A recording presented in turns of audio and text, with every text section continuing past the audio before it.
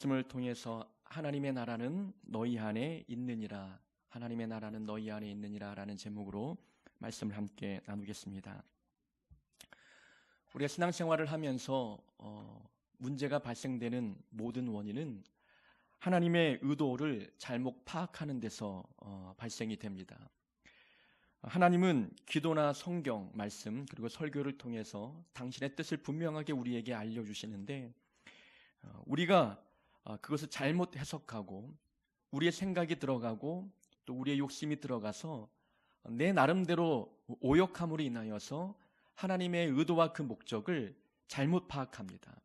그러다 보니 우리 신앙생활의 방향이 하나님이 원하시는 쪽으로 흘러가지 못하고 정반대의 방향으로 흘러가게 되는 것이지요. 실례로 하나님께서 이스라엘 백성들을 가나안 땅으로 인도하시기로 작정하셨었습니다. 자, 가나안 땅으로 백성들을 인도하기로 하신 하나님의 의도, 그 목적은 무엇을 위한 것입니까?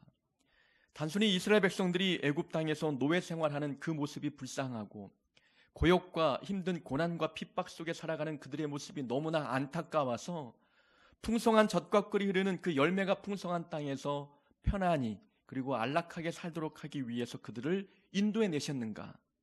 그게 아니라는 거죠. 하나님은 이 백성들을 인도해 내셔서 하나님의 다스림 가운데 들어오도록 부르신 겁니다. 지금까지는 바로의 지배를 받고 살았던 백성들이지만 이제는 하나님의 지배를 받고 하나님의 다스림 가운데 살도록 하며 그래서 그들로 하여금 하나님께서 예배 받으시고 영광 받도록 하기 위해서 그들을 불러내신 것입니다. 그래서 가나안 땅이 목적이 아니라 가나안 땅에서 하나님의 다스림을 받고 하나님의 인도하심을 경험하도록 하고 그래서 하나님을 예배하도록 하기 위해서 그들을 가나안 땅으로 인도해 내신 겁니다. 그래서 광야 40년이 필요했던 이유는 하나님의 인도하심에 대한 훈련을 받는 기간이 필요했던 거죠.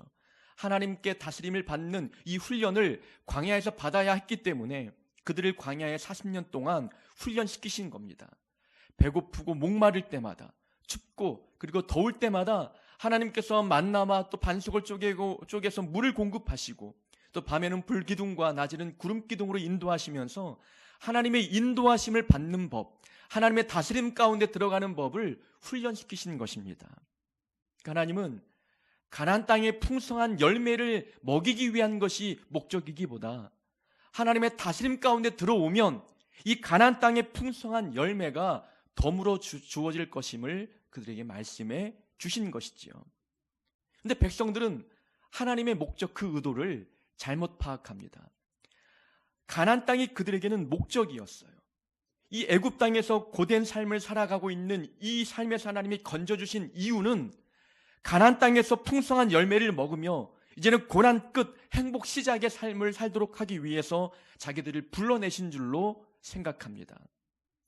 편안한 삶, 안락한 삶, 성공의 삶을 살도록 불러내셨는데 왜 우리가 광야길을 걸어야 하는지 하나님의 의도를 잘못 파악하니까 광야의 삶이 그들에게는 불평거리가 되는 겁니다.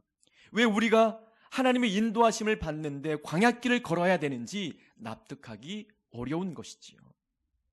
하나님의 다스림 속에 들어가도록 하기 위해서 불러내셨는데 백성들은 가나안 땅이 목적이고 가나안 땅의 열매가 그들의 목적이 되고 있는 겁니다.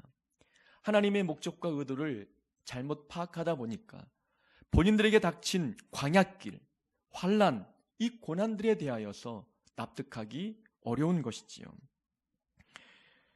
오늘날 우리가 신앙생활을 살아가면서도 이스라엘 백성들처럼 하나님의 의도를 잘못 파악할 때가 많습니다. 하나님께서 우리를 주의 전에 불러주셔서 예배를 드리게 하시고 또 이렇게 신앙생활을 하도록 하시는 의도가 무엇입니까? 하나님의 다스림을 받도록 하는 것이 신앙생활의 목적입니다. 근데 우리는 하나님의 이러한 목적을 이 구약 성경에 나타난 이스라엘 백성들처럼 잘못 파악하고 있을 때가 있다는 거죠. 하나님께 예배하고 신앙생활을 잘 드리면 그렇게 잘하면 가나안 땅이 선물로 주어질 줄 아는 거예요. 풍성한 삶이 주어질 줄 압니다. 성공한 삶이 내게 떡하니 떨어질 줄 알고 있는 거예요. 행복하고 편안한 삶이 내게 주어질 줄 그렇게 착각하고 있다는 것이지요. 하나님의 다스림을 받는 것이 신앙생활의 목적인데도 불구하고 우리는 그 목적을 신앙생활을 통해서 얻어질 열매, 떡고물 이런 것이 우리의 목적이 되고 있다는 것입니다. 그것을 잘못 파악하다 보니까 우리는 삶의 방향, 신앙생활의 그 종착역, 그 목 방향성이 잘못 흐지부지해지게 되는 것이지요. 이렇게 하나님의 의도를 잘못 파악하기 시작하다 보니까 하나님 나라에 대한 개념도 오해하게 되는 것입니다. 자, 가나안 땅은 하나님 나라를 상징합니다. 자, 가나안 땅으로 그들을 부르신 하나님의 의도가 말씀드린 대로 하나님의 다스림을 받는 거였어요. 그럼 하나님 나라가 무엇이냐? 하나님 나라는 하나님의 다스림을 받는 것이 하나님 나라입니다. 하나님 나라가 어디냐? 하나님의 다스림을 받는 그곳이 하나님 나라라는 겁니다. 근데 이스라엘 백성들이 가나안 땅을 하나님께 다스림을 받는 곳으로 여기지 아니하고 그저 풍성한 열매를 얻는 곳으로만 여기다 보니까 오늘날 오늘날 그리스도인들도 하나님 나라를 물량적인 것, 물질적인 것, 어떤 분량적인 것, 가시적이고 그런 것들로 착각하고 있다는 것입니다. 그래서 바리새인이 예수님께 묻는 겁니다. 오늘 본문에 보니까 하나님 나라가 어느 때 임하나이까 물었습니다. 하나님 나라에 대한 오해 때문이죠. 그들이 생각하는 하나님 나라는 공간적인 개념이었습니다. 시각적으로 드러난 그런 개념으로 하나님 나라를 받아들인 거죠. 그저 하나님께서 우리를 가나안 땅을 주기 위해서 이 가나안 땅 목적, 가나안 땅 가시적인 가나안 땅이 하나님 나라인 것처럼 생각을 한 겁니다. 아니, 예수님이 유대인의 왕으로 오셨다고 들었는데 그러면 왕으로 등극할 준비를 하셔야 되는데 예수님의 삶의 모습들을 보니 전혀 그런 준비를 하고 계시지 않는 겁니다. 가난한 자들과 함께하고 병든 자들, 죄인들과 어울려 다니면서 그렇게 살고 계시는 거예요. 아니, 주님의 나라가 이 땅 가운데 임하도록 하기 위해서 주님이 오셨는데 그러면 로마의 압제로부터 이 나라를 다시 해방시키시고 구약의 다윗이 지도했던 그 다스렸던 그 왕권을 다시 회복하는 것이 하나님 나라로 생각하고 있었던 겁니다. 그런 나라가 빨리 회복될 줄 알았는데 전혀 아무런 반응이 나타나고 있지 아니하니 예수님께 묻고 있는 겁니다. 하나님 나라가 어느 때 임합니까? 어디에 있습니까? 언제 하나님 나라가 이 나라가 다시 회복될 것입니까? 묻고 있는 겁니다. 예수님께서 대답하시기를 하나님 나라는 볼 수 있게 임하는 것이 아니라 하나님 나라 이미 너희 안에 있다라고 말씀합니다. 그러니까 예수님이 말씀하시는 하나님 나라는 공간적인 개념이 아닙니다. 시각적인 개념이 아닌 겁니다. 하나님이 다스리는 곳, 그곳이 바로 하나님 나라라는 겁니다. 가난한 자들, 죄인들, 병든 자들에게 회복이 일어나고 영적인 놀라운 변화들이 일어나고 있습니다. 그들 안에 하나님 나라가 임했기 때문에 그런 변화들이 나타났던 것이지요. 그러니까 하나님 나라는 이미 우리 마음 가운데 임했다고 주님이 말씀하고 있는 것입니다. 이것이 바리새인들이 생각했던 하나님 나라의 개념과 예수님이 말씀하시는 하나님 나라의 개념의 차이라는 거죠. 가나안 땅을 시각적인 하나님 나라로 받아들였던 이스라엘 백성들처럼 바리새인들도 하나님 나라를 시각적인 개념으로 나타날 줄로 생각하고 있었던 것입니다. 하나님 나라를 하나님의 다스림을 받는 곳으로 여기는 성도와 하나님 나라를 공간적인 개념으로, 시각적인 개념으로 받아들이는 성도의 삶의 자세, 신앙생활의 태도는 극명하게 차이가 납니다. 말씀드렸던 것처럼 하나님의 다스림을 받는 곳이 하나님 나라이라고 생각하고 있는 성도들은 고난을 받아도 개의치 않습니다. 하나님의 다스림을 받고 있는 삶이기 때문에 이 고난 자체가 두려움이나 핍박이나 아니면 시험거리가 되지 않는 겁니다. 광야길을 걸어도 납득이 되는 거죠. 이곳이 하나님이 함께 동행하시고 하나님이 인도하시는 광야길이라면 이곳이 천국이고 이곳이 하나님 나라라고 믿게 되는 겁니다. 그러니 하나님 나라에 대한 올바른 개념을 갖고 살아가는 성도들은 실패를 만나도 고난을 만나도 전혀 개의치 않습니다. 시험에 들지 않는 거예요. 근데 하나님 나라를 공간적인 개념과 가시적인 개념, 이스라엘 백성들처럼 가나안 땅 자체가 하나님 나라로 여기고 있는 성도들은 예수 믿으면 성공한다. 예수 믿으면 출세한다. 예수 믿으면 풍요로워진다. 하나님 나라를 물량주의와 물질주의와 성공주의로 받아들이게 되는 겁니다. 그런 자들에게는 고난 자체가 납득이 되지 않는 겁니다. 고난을 견디지 못하는 겁니다. 이해가 되지 않는 거죠. 예수 믿으면 복 받는다고 이야기했는데, 예수 믿으면 가나안 땅을 얻고 풍요의 삶을 누린다고 들었는데, 그런 삶이 찾아오지 않을 때에 시험에 들고 마는 것이지요. 하나님 나라에 대한 오해 때문입니다. 그래서 하나님 나라가 임하면 갑자기 돈이 많아지고 건강해지고 교회가 갑자기 부흥되고 그런 변화들이 나타나는 것이 아니라는 겁니다. 시편 84편에 보면은 주의 궁전에서 한 날이 다른 곳에서 첫날보다 나은즉 악인의 장막의 거함보다 내 하나님 문지기로 있는 것이 좋사오니. 이 시인에게 가장 좋은 곳이 어디냐? 모든 것이 갖춰져 있는 화려한 장소가 그에게 기쁨과 즐거움을 주는 곳이 아니라는 겁니다. 문지기로 있어도 하나님의 다스림을 받을 수 있는 곳이라면 그곳이 나에게는 천국이라는 겁니다. 그곳이 나에게 기쁨이 되는 곳이라는 겁니다. 하나님 나라가 마음에 임한 자에게 이런 반응이 나온다는 겁니다. 사도행전에 성전 미문에 앉아있다가 고침받았던 안진뱅 이야기가 나오지요. 하나님 나라가 그에게 임하게 되니까 어떤 현상이 나타납니까? 그가 안진뱅이에서 회복되고 걷고 뛰었다? 이 변화 아니라는 겁니다. 그가 성전 안에 뛰어들어가 하나님을 찬양하는 일이 있었잖아요. 하나님 나라가 임하면 이런 영적인 변화들이 일어나는 겁니다. 하나님께 예배드리고 싶은 마음이 생기는 거예요. 하나님을 찬양하고 싶은 놀라운 영적인 이런 회복들이 일어나는 겁니다. 걷지 못했던 자가 걷는다? 이것은 하나님의 주실 수도 있고 그렇지 않을 수도 있는 거예요. 하나님 나라가 임할 때 나타나는 변화는 이런 놀라운 영적인 변화들이 일어나는 겁니다. 오늘 본문 앞부분 우리가 지난주에 살펴보았지요. 10명의 나병 환자가 고침을 받았지만 한 명이 하나님께 감사하러 돌아왔잖아요. 예수님께 돌아옵니다. 그때 그가 돌아오면서 어떤 반응을 보입니까? 큰 소리로 하나님께 영광을 돌리면서 감사했잖아요. 그 마음에 하나님 나라가 임한 거예요. 하나님께 영광 올려드리는 삶으로 그가 변화되었습니다.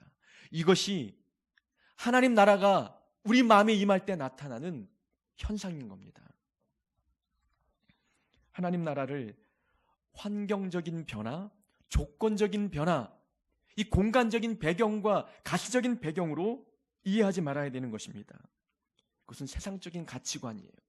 이것을 하나님 나라의 개념을 오해하다 보면 우리는 세상적인 가치관으로 신앙생활을 할 수밖에 없는 것입니다. 하나님 나라가 이미 너희 안에 있느니라 라고 예수님께서 말씀하셨습니다. 성경 이 곳곳에는 하나님 나라가 임할 때 나타나는 증거들이 곳곳에서 발견이 됩니다. 다 찾아보면 우리가 시간이 부족하니까 두 가지만 딱 간략하게 보면은 예수님의 제자들의 구성원만 봐도 하나님 나라가 임할 때 나타나는 현상을 우리가 짐작해 볼 수 있습니다. 예수님의 12 제자 중에는 상극의 사람이 있습니다. 한 사람은 세리 마태이고 한 사람은 시몬입니다. 자, 시몬은 열심당원이었어요. 열심당원이라고 하는 것은 이스라엘이 로마의 지배를 받고 있잖아요. 이 무장투쟁을 통해서 이 나라가 독립되도록 하는 데 있어서 앞장섰던 사람입니다. 민족주의 정신이 강한 그런 사람이었지요. 우리가 일제치하에서 독립운동가들, 무장 독립운동가들을 생각하면 시몬이 어떤 사람인지 우리가 알게 되겠지요. 근데 그 반면에 세리 마태는 로마에 빌붙어서 민족의 피를 빨아먹는 사람이었어요. 그의 직업이 세리였잖아요. 세리가 왜 부자였느냐? 나라에서 정한 세 이외의 세를 더 걷어들이면서 자기의 주머니를 채워나가는 겁니다. 시몬의 입장에서 마태를 보면 그는 원수입니다. 일제치하의 배경으로 볼 때에 그는 일부 친일파에 해당이 되는 그런 사람이었죠. 근데 하나님 나라가 그들 마음에 임하니까 마태와 시몬이 서로 손을 잡는 거예요. 시몬은 칼자루를 내려놓고 마태는 돈자루를 내려놓고 서로 하나가 되고 형제가 되고 하나님 안에 가족이 되었다는 겁니다. 주님의 제자가 되었다는 거죠. 합할 수 없는, 화목할 수 없는 그 두 사람이 화해하고 용서하고 하나가 되는 이 현상이 하나님 나라가 임할 때 나타나는 모습이라는 것입니다. 하나님 나라가 이미 우리 안에 있다 말씀하셨습니다. 하나님 나라가 내 안에 있으면 용서의 반응이 나타나야 합니다. 화목해야 됩니다.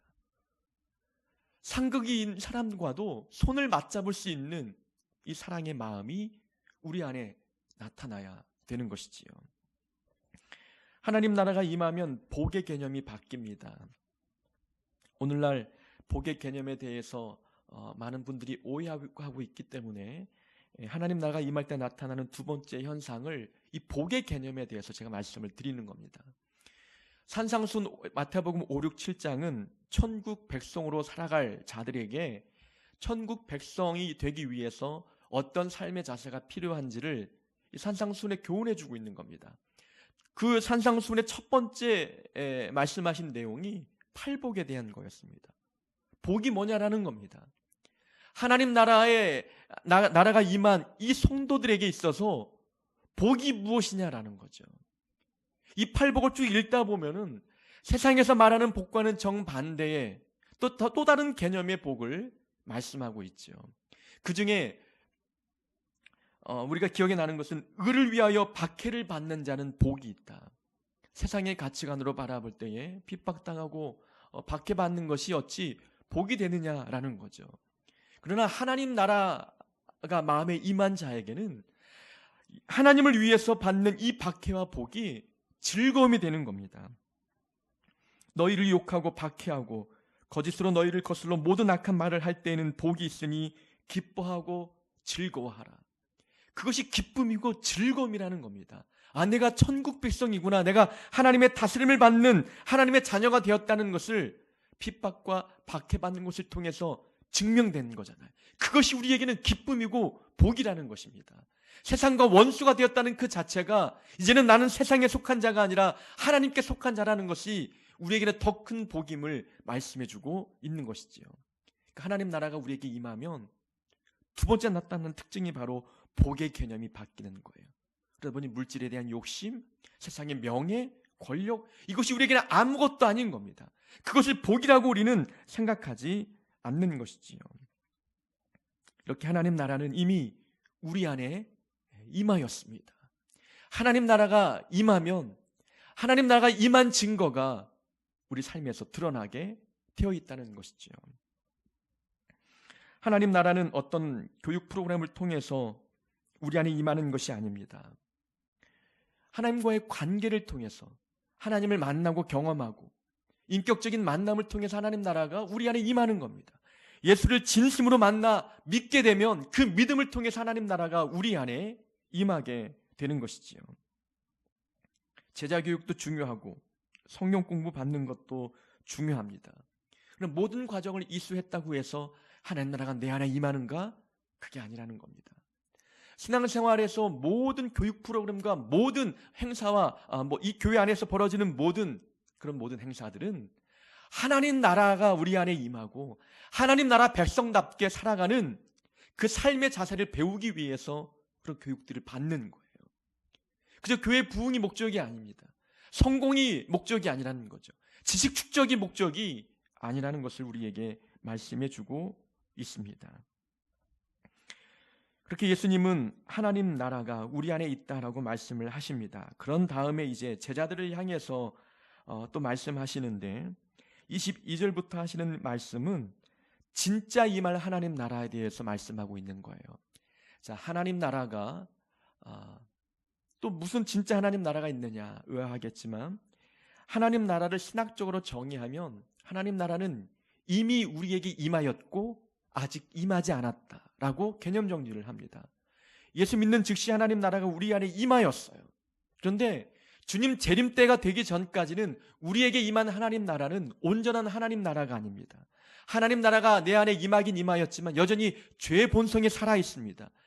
우리 안에 욕심도 있고 이기심과 시기 질투도 여전히 살아있다는 거죠. 그런 것들이 하나님 나라 백성답게 살지 못하도록 늘 유혹하고 있다는 거죠.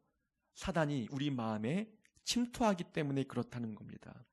하나님 나라가 이미 임하였지만 주님이 재림하실 그때에 진짜 하나님 나라가, 온전한 하나님 나라가 임하게 되면 사단이 물러가고 사단이 패배하고 우리 안에 죄의 본성이 회복이 되면서 이제는 하나님 나라에서 영원히 살게 되는 그 날이 있게 되는 거죠. 그래서 22절 이하에는 온전히 임할 하나님 나라에 대해서 교훈해주고 있습니다. 이 내용을 쭉 읽다 보면 이해가 되지 않는 부분이 있어서 먼저 줄거리를 한번 설명해 드리겠습니다. 자, 22절, 23절 보면은 때가 이르리니 너희가 인자의 날 하루를 보고자 하되 보지 못하리라. 그러니까 제자들에게 온전한 하나님 나라가 너희가 살아있을 때는 임하지 않을 것이다 라고 말씀하고 있는 겁니다. 주님이 이제 하나님 나라가 임하기 위해서는 주님이 재림이 있어야 되는데 아직 주님이 십자가에 달려 죽기 전이잖아요. 그러니 제자들을 향해서는 온전한 하나님 나라가 너희가 살아생전에 보지 못할 것이다 라고 이야기하고 있는 거죠.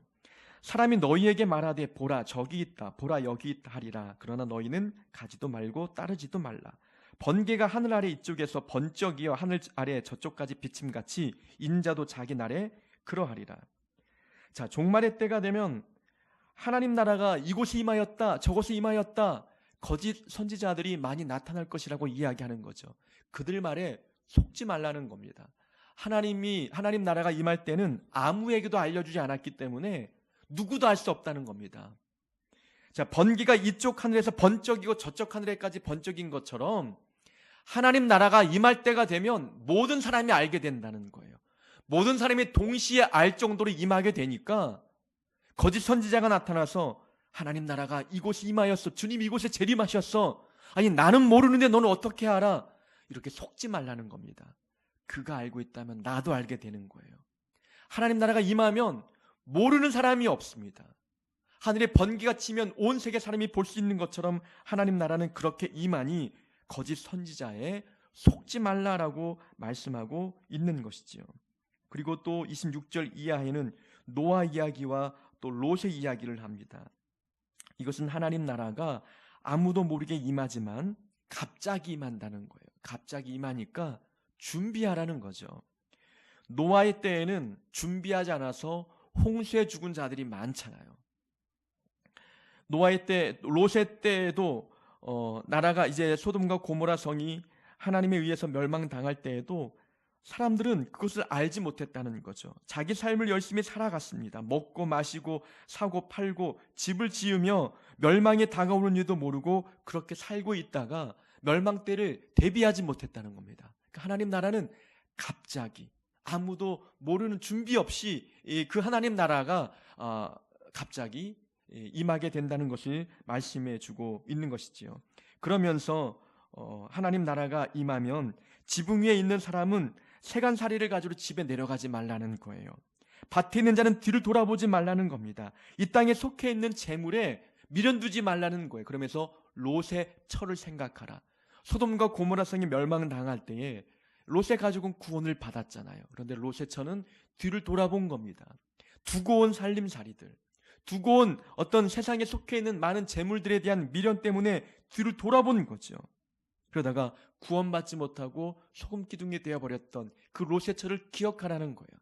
하나님 나라가 임하면 그 모든 것이 필요 없어진다고 우리에게 말씀해주고 있는 겁니다.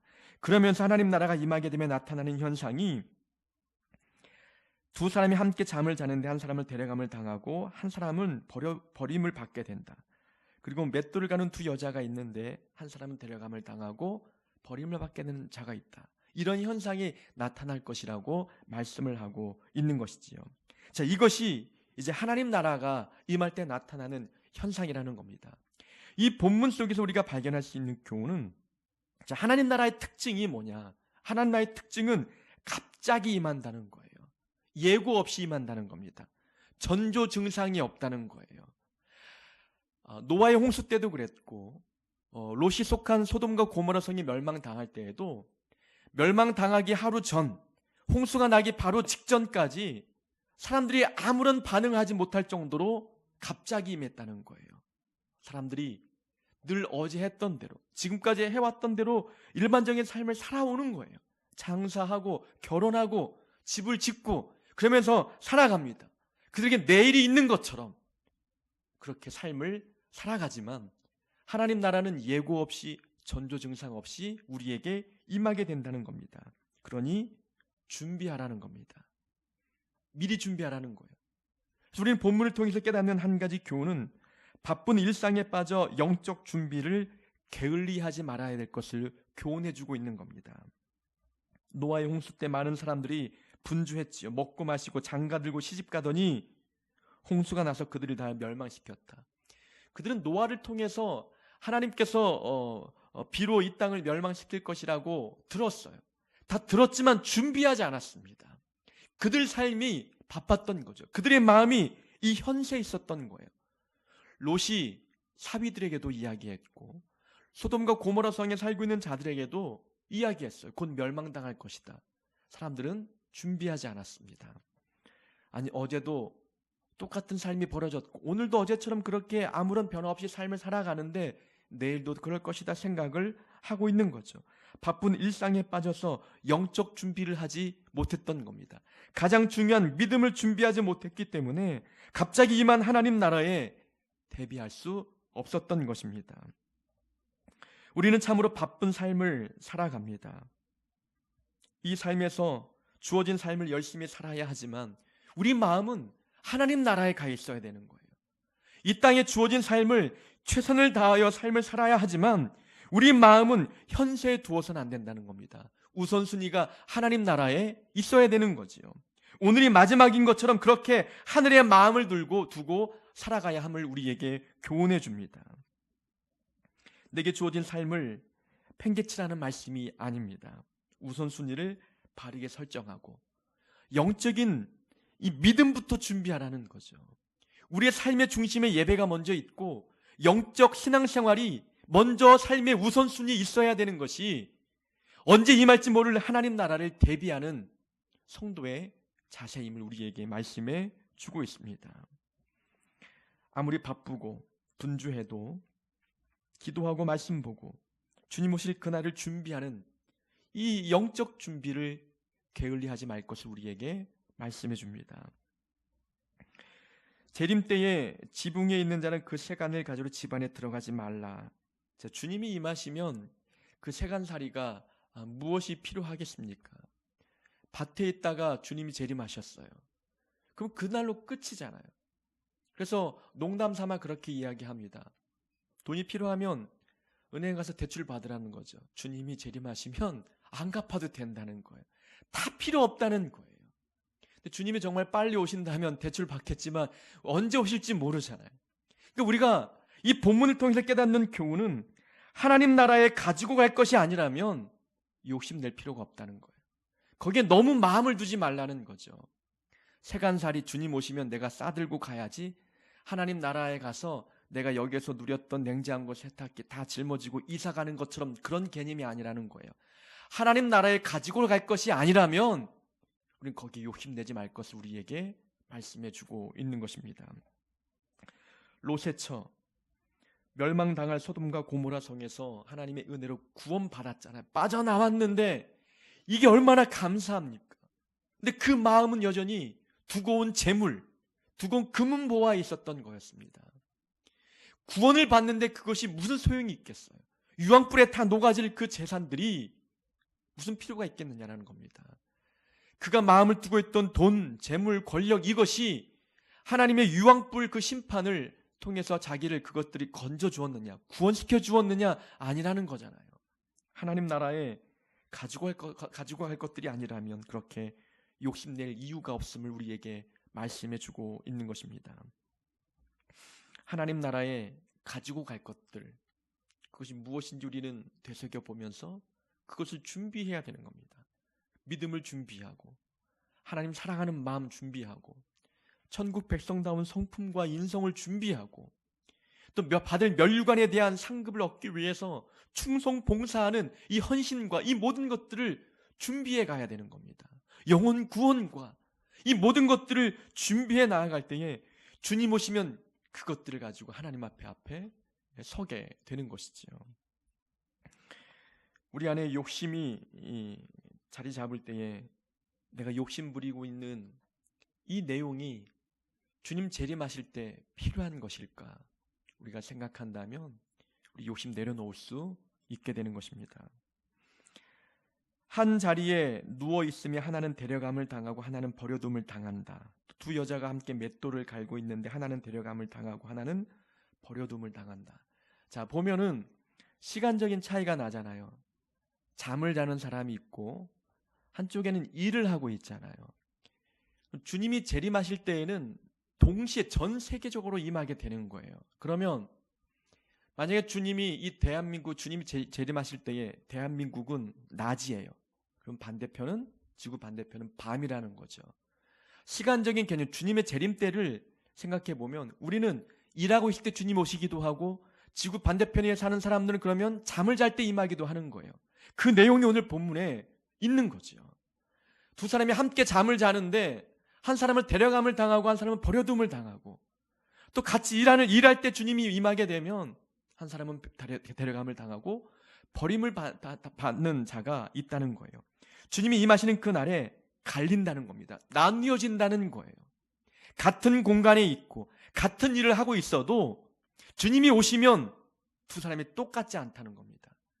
우리가 볼 때는 똑같은 공간 안에서 똑같은 일을 하고 있으면 이 같은 거 아닙니까? 말하겠지만 하나님 보실 때에는 믿음이 있느냐 없느냐 이 차이에 의해서 그들의 결과가 갈리게 됨을 말씀하고 있는 것입니다. 그래서 구원은 개인적인 구원인 거예요. 내가 좋은 공간에 있다고 해서 옆 사람이 구원받는다고 해서 내가 같이 받는다? 그와 같은 공동체 안에 속해 있다고 해서 그가 구원받으니 나도 구원받는다? 아니라는 거예요. 우리 아빠가 목사님이니까 같은 가정 안에 있는 우리 자녀들도 함께 구원을 받는다? 아니라는 겁니다. 우리가 같이 봉사하고 같은 교회 다니고 있다 할지라도 갈릴 수밖에 없다는 거예요. 그래서 우리는 좋은 공간에 있다고 해서 만족할 필요가 없습니다. 남들보다 훌륭한 일을 하고 있다고 해서 교만할 필요가 없는 거예요. 자랑할 필요가 없다는 겁니다. 구원은 개인적인 구원이니까 내 안에 믿음이 있으면 그것으로 족한 거예요. 하나님 나라가 내 안에 임하였다면 그것으로 족한 겁니다.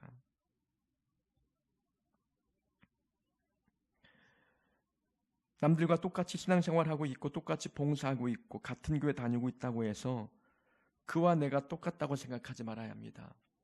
상대방은 정말 믿음을 잘 준비한 사람일 수도 있어요. 근데 나는 흉내내는 걸 수도 있다는 겁니다. 겉모습만 같이 속은 다를 수 있다는 거예요. 영적인 상태는 분명히 다를 수 있기 때문에 내가 버림받지 않기 위해서 주님 오시는 그날 내가 데려감을 당하도록 하기 위해서 우리의 영적인 상태, 믿음의 상태를 잘 준비해야 함을 우리에게 말씀해 주고 있습니다. 같은 공간에 있다고 해서 모두가 구원받는 것은 아니라는 겁니다. 그래서 우리는 내 믿음을 자랑해야 되지 내가 속해 있는 곳, 내가 누리는 것 이것은 자랑거리가 아니라는 겁니다. 정말 하나님 나라에 가지고 갈 믿음 이것만이 우리의 자랑거리인 것입니다. 우리가 예수를 믿음과 동시에 하나님 나라는 이미 우리 안에 임하였습니다. 그런데 아직 하나님 나라는 임하지 않았습니다. 이미 임하였고 아직 임하지 않은 이 하나님 나라에 대한 올바른 개념을 바로 세워야 합니다.